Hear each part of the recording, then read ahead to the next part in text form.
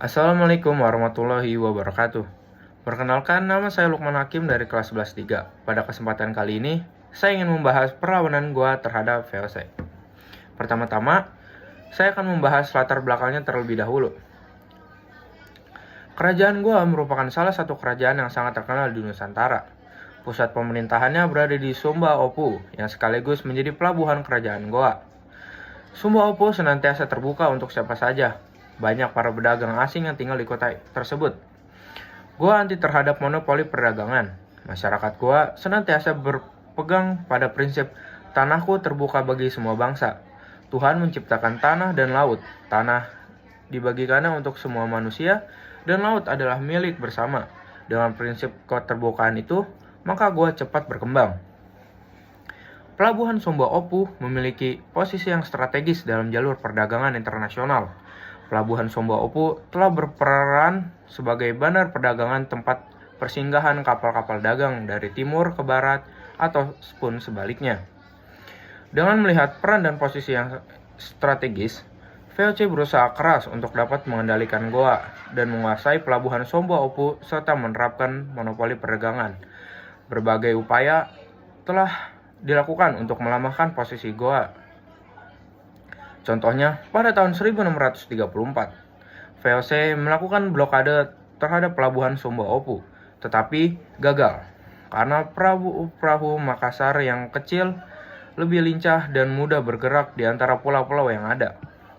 Kemudian, kapal-kapal VOC juga merusak dan menangkap kapal-kapal pribumi maupun kapal-kapal lainnya. Raja Goa, Sultan Hasanuddin menentang ambisi VOC yang memaksa monopoli di Goa. Beberapa benteng-benteng pertahanan mulai dipersiapkan untuk menghadapi VOC.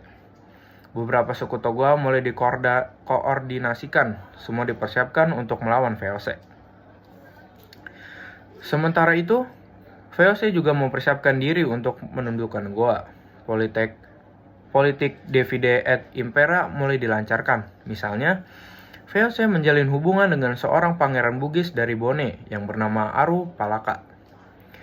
VOC begitu bernafsu untuk segera dapat mengendalikan Goa. Oleh karena itu, pimpinan VOC, Gubernur Jenderal Mayat Soikar, memutuskan untuk menyerang Goa.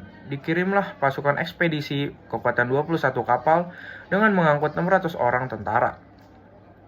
Mereka terdiri atas tentara VOC, orang-orang Ambon, dan juga orang-orang Bugis di bawah Aru Palaka.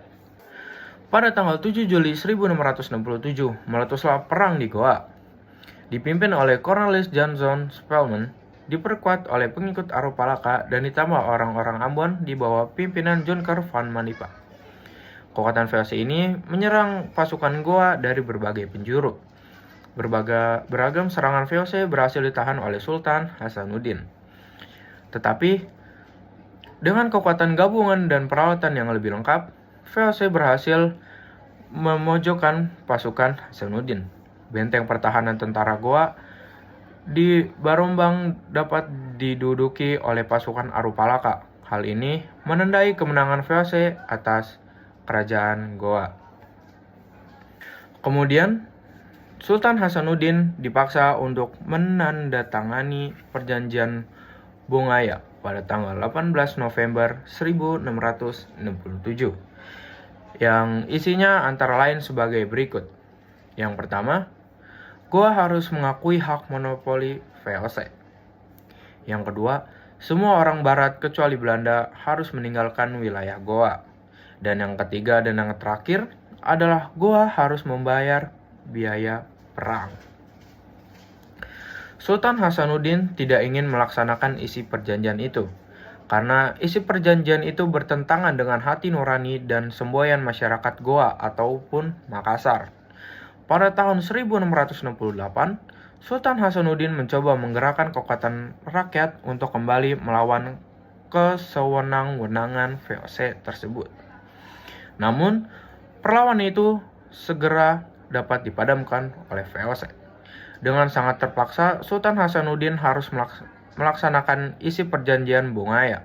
Bahkan, benteng pertahanan rakyat Goa jatuh dan diserahkan kepada VOC. Benteng itu kemudian oleh Spelman diberi nama Benteng Rotterdam. Selanjutnya, saya akan membahas masa kejayaan Kerajaan Goa. Masa kejayaan Kerajaan Goa Talo ketika berada di bawah pemerintahan Sultan Hasanuddin, yang lebih dikenal dengan Ayam Jantan dari Timur, yang lahir pada 1653 dan wafat pada 1669 Masehi.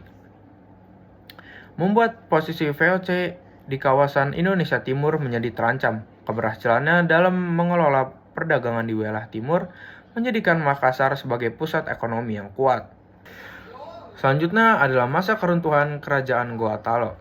Ketika VOC berhasil menduduki sebagian besar kerajaan kecil di Sulawesi, Sultan Hasanuddin berupaya melawan dengan bantuan dari semua kerajaan Indonesia Timur. Perperangan pun terjadi. Kerajaan Goa Talo di bawah pimpinan Hasanuddin melawan VOC yang terus menambah jumlah pasukan. Alhasil kerajaan Goa Talo terdesak dan pada tahun 1667 mengakui kekalahan yang ditandai dengan penandatanganan Perjanjian Bongaya. Setelah perjanjian itu, Sultan Hasanuddin harus diturun tahta dan diganti oleh Sultan Amir Hamzah. Mungkin cukup sekian pembahasan mengenai perlawanan Goa terhadap VOC. Kurang lebihnya mohon maaf apabila ada kesalahan kata, mohon dimaafkan. Wabillahi taufiq wal hidayah. Wassalamualaikum warahmatullahi wabarakatuh.